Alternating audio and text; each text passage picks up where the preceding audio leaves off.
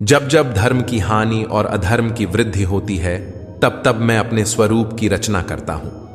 आत्मा को शस्त्र काट नहीं सकते और न अग्नि इसे जला सकती है। जल इसे गीला नहीं कर सकता और वायु इसे सुखा नहीं सकती। जन्म लेने वाले की मृत्यु निश्चित है और मरने वाले का जन्म निश्चित है। इसीलिए जो अटल है, अपरिहार्य है, उसके विषय में तुमको शोक नहीं करना चाहिए। नरक के 3 द्वार होते हैं: वासना, क्रोध और लालच। एक ज्ञानवान व्यक्ति कभी भी कामुक सुख में आनंद नहीं लेता। गंभीर तपस्या और ज्ञान मार्ग से ध्यान श्रेष्ठ है। सर्वोच्च वास्तविकता उन लोगों की चेतना में प्रकट होती है जिन्होंने खुद को जीत लिया है। जो अपने कर्म के फल के प्रति आसक्ति को नहीं छोड़ सकते, वे मार्ग से कोसों दूर है। कोई भी इंसान जन्म से नहीं बल्कि अपने कर्मों से महान बनता है। अपना काम हमेशा दूसरों के कल्याण को ध्यान में रखकर करें। फल की अभिलाषा छोड़कर कर्म करने वाला पुरुष ही अपने जीवन को सफल बनाता है। जो हुआ वह अच्छा हुआ, जो हो रहा है वह अच्छा हो रहा है, जो होगा वो भी अच्छा ही होगा। मेरा तेरा, छोटा बड़ा, अपना पराया मन से मिटा दो, फिर सब तुम्हारा है और तुम सबके हो। मन की गतिविधियों, होश, श्वास और भावनाओं के माध्यम से भगवान की शक्ति सदा तुम्हारे साथ है। धरती पर जिस प्रकार मौसम में बदलाव आता है, उसी प्रकार जीवन में भी सुख दुख आता जाता रहता है। लोग आपके अपमान के बारे में हमेशा बात करेंगे। सम्मानित व्यक्ति के लिए अपमान मृत्यु से भी बदतर है।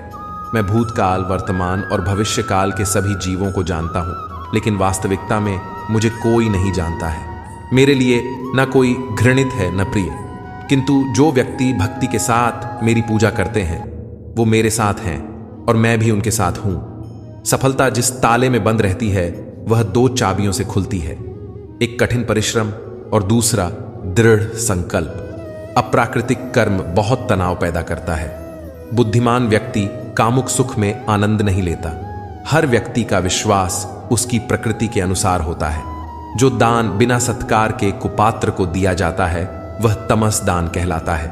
इस जीवन में मनुष्य न तो कुछ खोता है और न ही कुछ व्यर्थ होता है। केवल मन ही किसी का मित्र और शत्रु होता है। जब मानव अपने कार्य में आनंद खोज लेता है, तब वह पूर्णता प्राप्त कर लेता है। जो कार्य में निष्क्रियता और निष्क्रियता में कार्य देखता है, वह एक बुद्धिमान व्यक्ति है। बुद्धिमान व्यक्ति को समाज कल्याण के लिए बिना आसक्ति के काम करना चाहिए।